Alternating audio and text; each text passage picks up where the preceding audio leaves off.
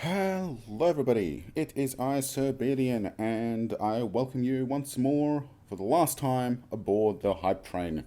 That is correct, it is the 31st of March, at least for me, and we are on the last page of Aurora C# changes. So, without any further ado, let's cover the last bits and get this train home. So, first up, Alien Classes Text Summary.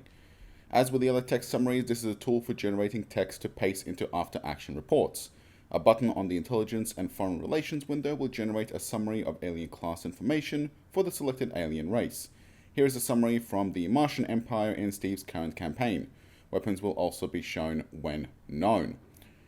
As we can see here, tonnage, thermals, speeds, active sensors, so all the information we know in one neat little package. Next, we have a nice little setting for survey speed. So the game details window has an option to change survey speed for the game. 100 is the normal rate. For example, if survey speed is changed to 50, all surveys will take twice as long. Whereas if survey speed is changed to 125, surveys will happen 20% faster. Not sure how that relates.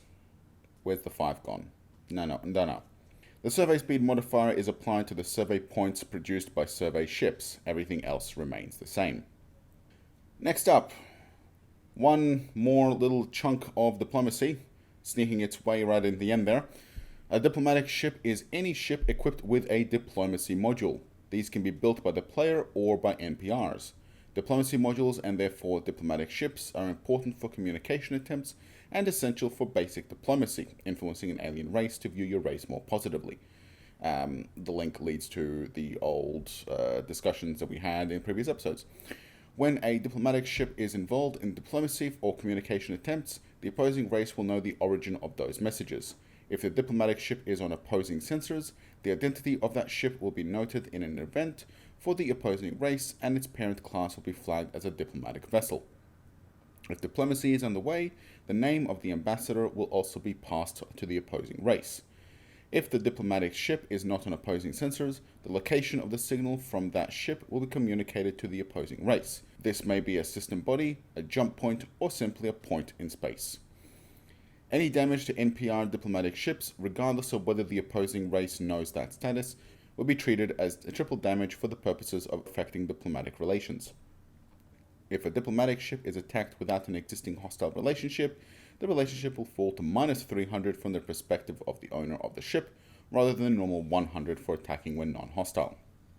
Nothing really too new, except that the rep will fall to minus 300, and rep hits are triple damage. I don't know, I feel like the triple damage for affecting diplomatic relations is kind of redundant when the relationship falls to minus 300 instantly.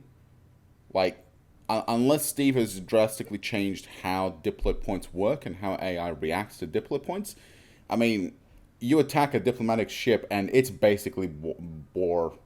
It's instant war, and it's going to be total war, because the time to recover 200 points to get you out of hostile is not going to be enough time to stop any attack, and then every ship that you fight off is going to just drop the rep down into way below negatives. Yeah, I don't see how triple damage for affecting the purposes of affecting diplomatic relations is going to matter when you're going to be stuck in total genocide after this. Yeah. Ah, well. Last change on the list. Yeah, it's a short one. There's not much on the last page. Detecting engine type. Thermal sensors are able to detect whether a ship moving faster than 1 kilometer a second has military or commercial engines. This information is added to the intelligence for the associated alien class. The thermal contact strength for a ship will be preceded by M or C if the engine type for the parent class is known. NPRs will treat ships without detected military engines that have not demonstrated any weapon capability as 10% of the normal size when assessing their threat level. Little bit annoying for using starbases as defensive installations, at least for deterrence reasons. So, but oh well, just means there'll be a lovely little surprise for the NPR when they waltz up to your battle fortress after they decide to declare war. So, oh well, fun times. Okay, so that covers the changes for C Sharp. That is all of them that Steve has actually posted on the forums, or at least on the C Sharp changes thread. And that is us for the hype train. Now, it is the end of March, and unfortunately there has been a delay to the C Sharp drop. So there will be a couple of days before the release of C Sharp, at least, hopefully less than a week, but at least a couple of days. Not really much we can do.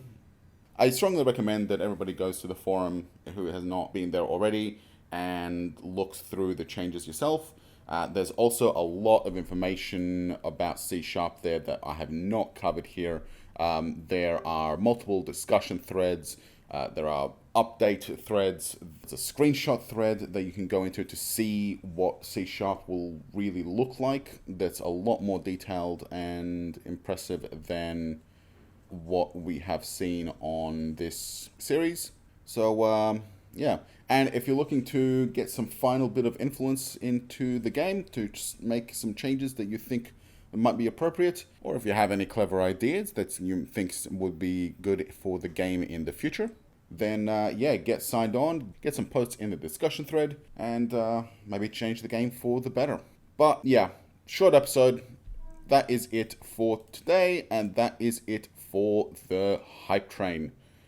We have finally arrived at our destination. Platform to your right. Please make sure you take all personal belongings with you when you disembark, and have a nice day. I, of course, have been your conductor, Siberian, and until the C Sharp launches, I will see you in Avorion.